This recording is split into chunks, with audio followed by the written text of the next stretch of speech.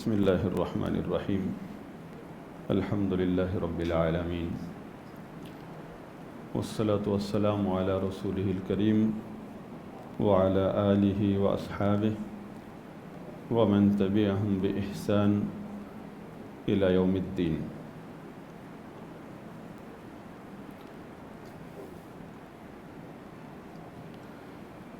لا الہ الا اللہ، کلمہ توحید، کلمہ طیبہ، اس کی شرائط میں سے سب سے اہم اور پہلی شرط یہ ہے کہ آدمی کو علم ہو کہ اس میں کس چیز کی نفی کی گئی ہے اور کس چیز کا اس بات کیا جا رہا ہے۔ علم کے بغیر یہ شہادت قبول نہیں ہے، کیونکہ شہادت میں بھی آپ جب کسی کی گواہی لیتے ہیں عدالت میں، اگر اسے پتہ ہی نہیں جو گواہی وہ دے رہا ہے اس کے بارے میں وہ جانتا ہی کچھ نہیں کہ وہ بات کیا ہے، تو اس کی گواہی مردود ہے۔ تو سب سے پہلی شرط ہے لا الہ الا اللہ کی کہ اس کا مطلب معلوم ہونا چاہیے کہ اس میں کس چیز کی ہم نفی اور اس بات کرتے ہیں۔ اور یہ اہل سنت کا بنیادی عقیدہ ہے کہ لا الہ الا اللہ جنت کی چابی ہے، لیکن کوئی بھی چابی ایسی نہیں ہے جس کے دانت نہ ہوں۔ دانت کے بغیر چابی تالا نہیں کھولتی، تو لا الہ الا اللہ کے یہ جو چابی ہے اس کے دانت اس کی شرائط ہیں۔ تو لا الہ الا اللہ کی جو اہم شرط ہے وہ اس کا مطلب جاننا، فَاعْلَمْ أَنَّهُ لَا إِلَهَ إِلَّا اللَّهُ، جان لیجئے کہ وہ نہیں ہے کوئی معبود برحق سوائے اللہ کے۔ لا کا مطلب ہے نہیں۔ یہ لا عربی لینگویج میں ایک خاص مقصد کے لیے بولا جاتا ہے۔ عربی گرامر میں اس چیپٹر کا نام ہے لائے نافیہ للجنس، مکمل طور پر ایک جنس کا انکار کرنا ہو پھر کہا جاتا ہے لا۔ جس طرح کہا گیا لا صلاۃ، نہیں ہے نماز، الا بفاتحۃ الکتاب، سورہ فاتحہ جس نماز میں نہیں وہ نماز ہی نہیں۔ اسی طرح یہاں انکار کی نفی کی جا رہی ہے، کس کی نفی کی جا رہی یہ جاننا فرض ہے، لا الہ۔ اور یہ لا نافیہ للجنس کے بعد عربی زبان میں دو لفظ آتے ہیں۔ یہاں کلمہ طیبہ میں لا الہ، لا کے بعد ایک تو ہے، دوسرا جو ہے عام اکثر عربی اسلوب میں دوسرا محذوف ہو جاتا ہے۔ جب سب کو معلوم ہوتا ہے کہ یہاں کیا کہنا چاہ رہے ہیں تو وہ لکھنے میں یا بولنے میں نہیں آتا، لیکن سمجھتے سب ہیں کہ یہاں کیا چیز ہے۔ جب ہم کہتے ہیں لا الہ، نہیں ہے کوئی، الہ کہتے ہیں معبود کو جس کی عبادت کی جائے۔ لا الہ، نہیں ہے کوئی الہ، کوئی معبود۔ آگے جو جملہ محذوف، جو لفظ محذوف ہے جس سے معنی مکمل ہوتا ہے وہ کیا ہے؟ اس میں لوگوں نے اپنی اپنی تفسیر کی ہے، وہاں فرقے بنے ہیں۔ لا الہ، کوئی کہتا ہے لا الہ کے آگے ہے موجود، کہ نہیں ہے کوئی معبود موجود، الا اللہ، سوائے اللہ کے۔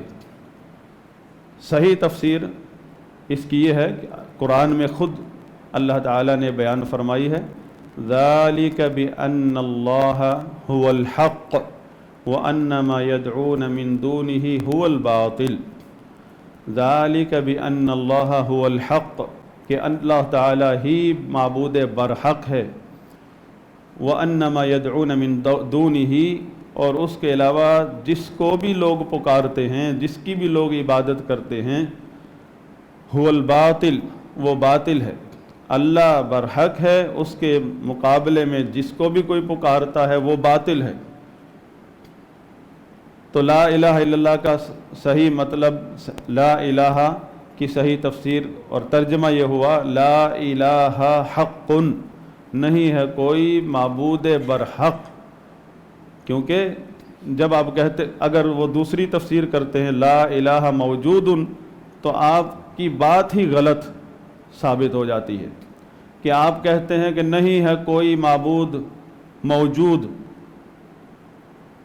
آپ کو محلے کا ایک بچہ بھی کہہ دے گا آئیں ہمارے محلے میں آپ کو سینکڑوں معبود دکھا سکتا ہوں، کہیں پتھر کی پوجا ہو رہی ہے، کہیں دیوار کی، کہیں درخت کی، کہیں قبر کی، کہیں مندر کی، کہیں گردوارے میں آئے، مندر میں آئے، گرجا گھر میں آئے، کہیں نبیوں کی عبادت ہو رہی ہے۔ آپ کہہ رہے ہیں کہیں بھی نہیں ہے، کوئی بھی نہیں، آپ بالکل سرے سے انکار ہی کر رہے ہیں ایک حقیقت کا۔ لا معبود لا الہ حق، یعنی لا معبود حق، نہیں ہے کوئی معبود برحق۔ معبودان باطلہ تو بہت ہیں، معبود برحق کوئی نہیں ہے، سب باطل ہیں، الا اللہ، سوائے اللہ کے۔ آپ نے نفی کی پھر اس بات کیا، اور یہ فارمولہ ہے توحید کا۔ توحید میں جب نفی اس بات بیک وقت جمع ہوتا ہے تو وہ توحید ہوتی ہے۔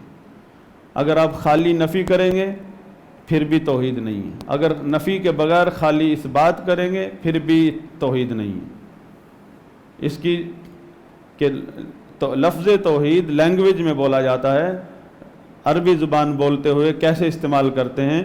ایک دفعہ نبی صلی اللہ علیہ وسلم نے کسی صحابی کو دیکھا، انہوں نے دونوں ہاتھوں کی انگلیاں اتحیات میں اٹھائی، دونوں ہاتھوں کی انگلیاں، 2 انگلیاں اٹھائیں۔ آپ صلی اللہ علیہ وسلم نے، اب ہم نے یہاں کیا کہنا کہ ایک اٹھاؤ، ایک۔ توحید کا مطلب ہے ایک ماننا، ایک کرنا، کسی چیز کو ایک کرنا۔ اب ہم نے کہنا ہے، نبی صلی اللہ علیہ وسلم نے کہنا ہے کہ بھئی ایک انگلی اٹھاؤ، 2 نہیں۔ تو عربی میں توحید کا صیغہ استعمال ہوتا ہے۔ فرمایا احد، احد، احد مطلب ایک کرو انگلی، 1 2 نہیں۔ وحد یوحد توحیداً، یہ لینگویج میں عربی لینگویج میں اس طرح بولا جاتا، لفظ توحید کو عام معمول کی زندگی میں اس طرح بولا جاتا ہے، احد، ایک کرو۔ کیا مطلب؟ جو دوسری ہے اس کو بند ختم کرو، دوسری انگلی جو اٹھائی ہوئی ہے، ایک کے علاوہ جتنی بھی انگلیاں آپ نے اٹھائی ہوئی ہیں وہ سب گرا دو، صرف ایک اٹھاؤ انگلی۔ یا دوسری مثال توحید کا فارمولہ سمجھنے کے لیے یہ، اب میں بتانا چاہ رہا ہوں آپ کو کہ میری جیب میں صرف موبائل ہے اور کچھ نہیں ہے، لیکن میں کہتا ہوں میری جیب میں موبائل ہے۔ اب میں نے کہا یہ لیں میری جیب میں موبائل ہے، یہ اس میں نفی کی ہے، میں نے کوئی نفی نہیں کی، تو اس کا مطلب یہ ہوا کہ موبائل کے علاوہ بھی کوئی چیزیں ہو سکتی ہیں۔ یہ موبائل کے علاوہ بھی ہیں، چابیاں بھی ہیں، پیسے بھی ہیں۔ اگر میں کہوں میری جیب میں کچھ بھی نہیں ہے سوائے موبائل کے، اب یہ لفظ توحید بولا ہے میں نے۔ اسی طرح پہلے نفی کی، پہلے جیب کے خالی ہونے کی دلیل دی، وہ نفی سے ہوگی، اور پھر موبائل کے موجود ہونے کا اس بات کیا۔ یہ تو کیونکہ مجھ سے مطالبہ تھا کہ اپنی جیب میں صرف ایک موبائل رکھو اور کوئی چیز نہیں رکھ سکتے آپ۔ جب مجھ سے پوچھا گیا تو میں نے چالاکی سے جواب دیا میری جیب میں ایک موبائل ہے۔ تو سننے والا اگر عقل تھوڑا ہوشیار ہوگا تو وہ سمجھ جائے گا کہ یہ نفی نہیں کر رہا ہے، اس کا مطلب ہے اس کی جیب میں کوئی اور چیزیں بھی ہو سکتی ہیں، حالانکہ اس کو منع کیا تھا کہ جیب میں موبائل کے علاوہ کوئی چیز نہیں رکھنی۔ جب میں نے کہا میری جیب میں موبائل ہے، اور وہ جلدی میں دھوکہ کھا گیا میرے الفاظ سے، جبکہ میں نے جیب بھری ہوئی اور چیزوں سے بھی۔ اگر وہ تھوڑا سا چوکنا ہو جائے، وہ کہے گا کیا کہا، دوبارہ بولو۔ مجھ سے تو مطالبہ ہے کہ آپ نے یہ ثابت کرنا کہ جیب میں کچھ بھی نہیں سوائے موبائل کے۔ جب میں نفی کروں گا پھر اس بات کروں گا تو توحید ثابت ہوگی۔ جب ہم کہتے ہیں لا الہ، نہیں ہے کوئی معبود برحق، ہم نے نفی کر دی، تمام معبودان باطلہ کی نفی کر دی۔ ہم کسی کو نہیں مانتے ہیں، سب باطل ہیں۔ اگر کوئی کسی نبی، ولی، فرشتے کی بھی پوجا کرتا ہے تو اس کی یہ عبادت بھی باطل ہے.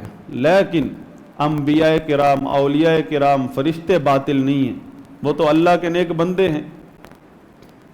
تو قرآن میں اللہ تعالیٰ نے بتایا کہ قیامت کے دن اللہ تعالیٰ فرشتوں کو جمع کرے گا، اور جو لوگ فرشتوں کو پکارتے ہیں ان کو بھی ان کے ساتھ جمع کرے گا، ان کے سامنے پوچھے گا اَإِيَّاكُمْ كَانُوا يَعْبُدُونَ، کیا یہ تمہاری عبادت کرتے تھے؟ عیسیٰ علیہ السلام سے پوچھا جائے گا کیا تم نے خود کہا تھا ان لوگوں کو کہ مجھے اور میری والدہ کو جو ہے اس کی عقیدت میں تم شرک کرنے لگ جاؤ؟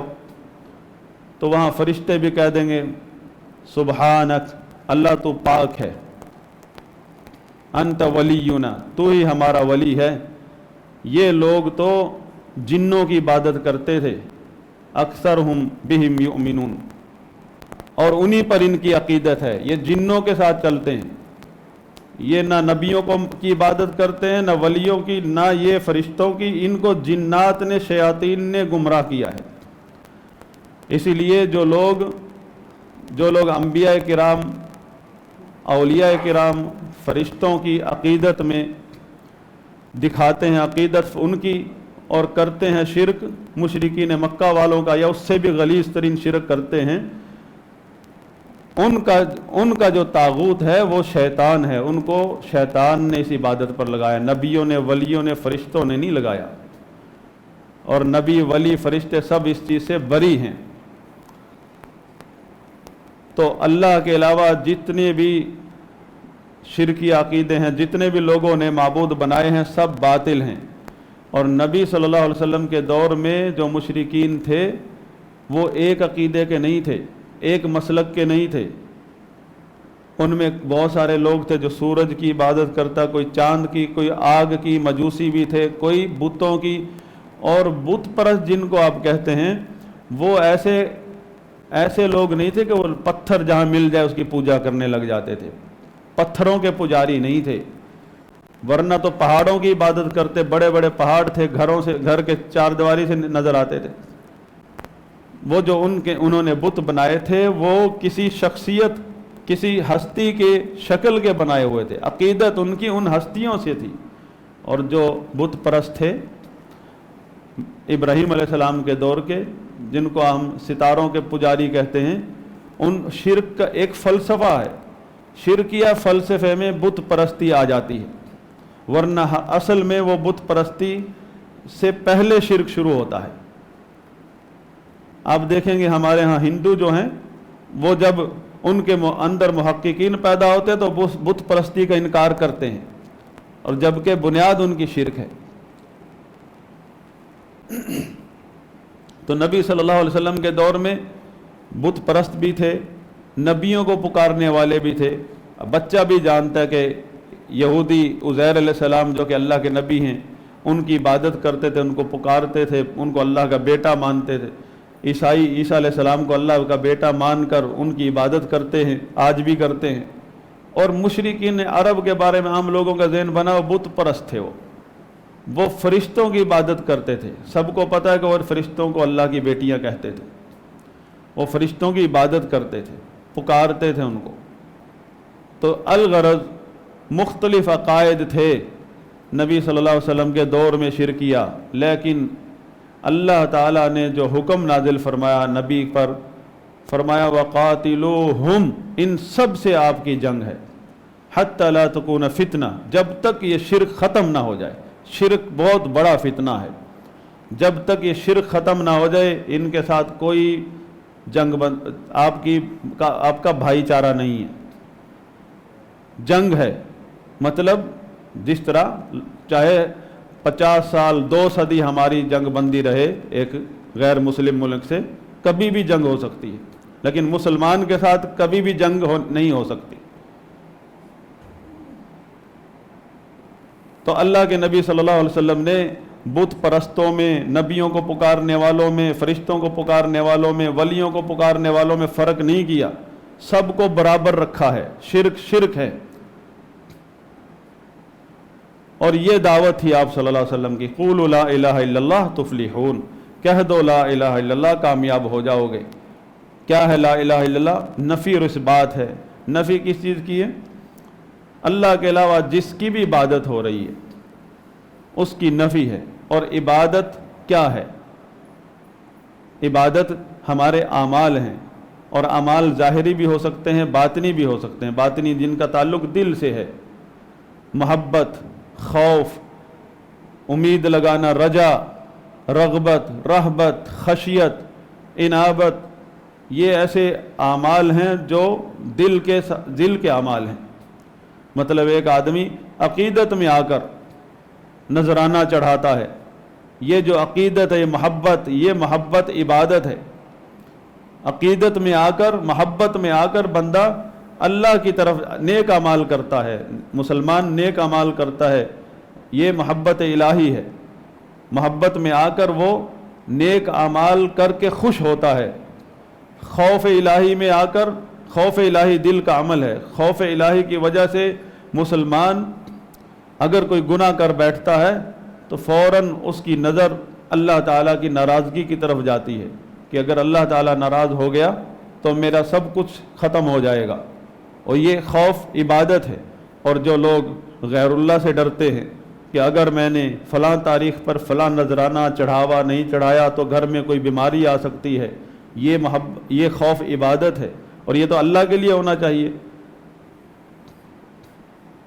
تو جہاں کہیں بھی عبادت میں شرک ہوگا، وہی جو ہے لا الہ الا اللہ کی مخالفت ہو رہی ہے۔